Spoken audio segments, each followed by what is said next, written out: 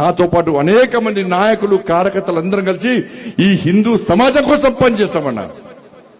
మీరే కుటుంబం అనుకున్నా, నేనైతే మీరైనా కనుకున్నా, మీ ఇంట్లో మీ పెద్ద కొడుకు లెక్కున్నా, మీకోసం పనిచేసినా, మీరందరూ బాగుండాలని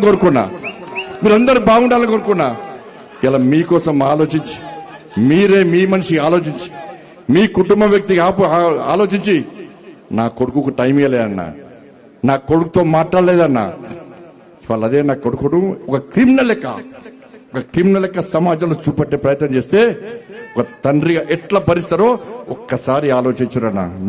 నా కొడుకు నేనేం తప్పు చేయలేనా, మేము ఫ్రెండ్స్ ఉన్నానా, మేము తప్పు చేయలే, కలిసి ఉన్నాం, ఇలా విడిపోయినాం, నేను ఏ తప్పు చేయలే, నిజాయితీగా బయటికి వస్తా చెప్పి ఇలా నా కొడుకు చెప్పాక నేను సమర్థిస్తలేనన్నా. తప్పు ఎవరు చేసినా కూడా నా కొడుకైనా సరే ఎవడైనా సరే చట్టం ముందు సమానులే. నా కొడుకు తప్పు చేస్తే తప్పకుండా నా కొడుకు శిక్ష 100% పడాల్సిందే. ఇలా నా కొడుకు ఒక రకమైన చట్టం, ఇంకో వ్యక్తికి ఇంకో రకమైన చట్టం ఉండాలని కోరుకునే వ్యక్తి బండి సంజయ్ గారు. సమాజంలో చట్టం ఎవరికి చుట్టం కాదు, సమాజంలో చట్టం అందరికీ సమానమైన విషయాన్ని ఇవాళ నేను స్పష్టం చేస్తున్నానా.